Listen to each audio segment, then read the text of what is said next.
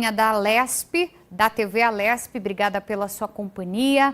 E agora eu quero chamar a sua atenção para um dado que é extremamente preocupante. 9 em cada 10 casos de estupro de vulnerável não tem solução no Brasil. E muitas vezes os culpados, sim, ficam impunes. O levantamento foi feito pela Folha de São Paulo após uma análise de mais de 40 mil processos encerrados entre 2020 e janeiro de 2026. Aqui em São Paulo, esse tipo de crime representa uma boa parte dos registros e acende um alerta.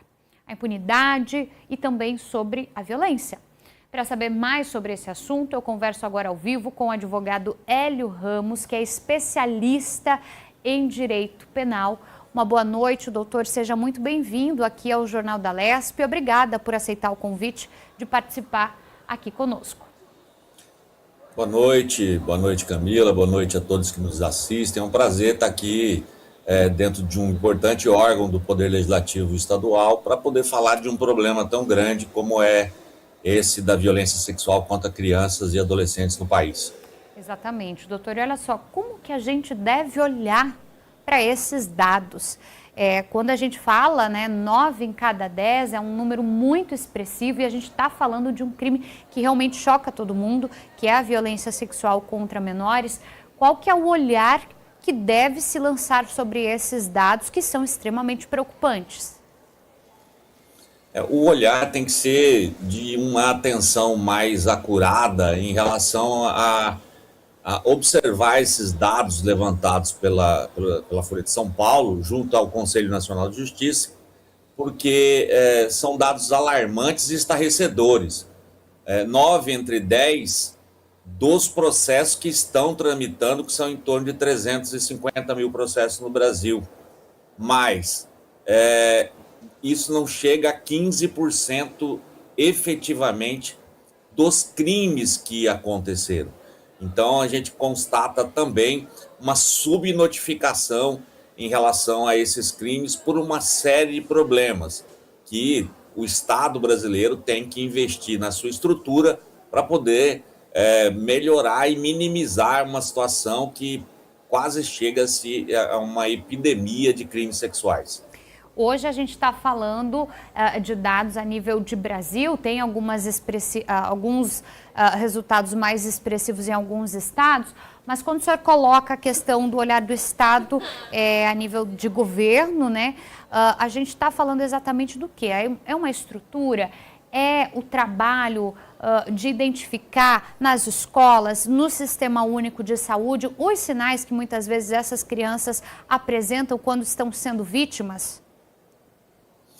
Os sinais das crianças, eles podem melhor ser observados pela escola, porque a criança passa boa parte do seu tempo dentro da escola e aí os professores, a equipe pedagógica da escola, uma equipe psicológica de apoio e suporte dentro da escola pode verificar mudanças de comportamento e, ao verificar essas mudanças, chamar o Conselho Tutelar para poder fazer uma investigação. E aí o Conselho Tutelar vai deflagrar junto ao Ministério Público Estadual, que tem uma promotoria especializada para tratar desses crimes, no caso de São Paulo em específico, que são os CAU da criança e adolescência, para poder, dentro desses centros de atenção, trabalhar o que está acontecendo com essa criança e, se for o caso de existência de um crime, acionar a polícia, os órgãos de investigação, que também tem que ser municiados com uma estrutura melhor. As delegacias hoje que trabalham com esses crimes, basicamente são as delegacias que tratam dos crimes de violência contra a mulher. Eu analisei aí a Secretaria de Segurança de São Paulo muito por cima, mas, ao que consta, a capital tem delegacias especializadas em criança e adolescente, a delegacia de crimes contra violência contra as mulheres, em torno de umas 150 delegacias no estado, mas quem faz o atendimento são as delegacias de polícia que vão receber como porta de entrada a denúncia dessa violação, desse tipo de crime. E aí tem que ter uma estrutura, não só de treinamento para esses policiais, delegados, escrivãs, investigadores, mas psicólogos, perícia legal e por aí vai, toda uma estrutura que o Estado tem que investir para poder minimizar e dar a atenção necessária a um crescimento saudável dessas crianças. Agora, doutor, quando esses casos vão à justiça e não são concluídos, né, ficam ali inconclusivos, o que acontece e o que precisa melhorar? O levantamento do CNJ, dos dados estatísticos dos tribunais dos estados, nos levaram à seguinte questão. Primeiro, o processo é moroso, demora muito para poder se fazer a instrução processual. E o que mais ocorre? A morte do réu, do agente, do suposto praticante desse tipo de crime. Ora, se ele morre no curso do processo, é porque o processo está demorando. E demora por quê? Falta de juiz, oficial de justiça, serventuário da justiça, a investigação é morosa. Por exemplo, aqui no meu estado nós tivemos um caso, um oficial de justiça com 550 mandados para poder intimar pessoas. Ora, ele não vai conseguir nos 20, 22 dias úteis que ele trabalha, cumprir a intimação desses 550 mandados. Mas essa é uma realidade do meu estado? Não, essa é uma realidade nacional.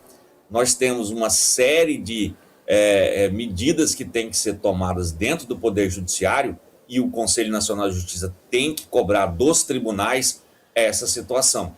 São Paulo ainda está num patamar, vamos dizer assim, eu não diria honroso, mas pelo menos São Paulo, das 27 unidades da federação, ele está em 24º lugar, com 95 casos por cada 100 mil habitantes, diferentemente do primeiro lugar do país, que é o Distrito Federal, sede da capital da República, com 717 casos a cada 100 mil habitantes de violência sexual contra as crianças e adolescentes, contra as pessoas vulneráveis.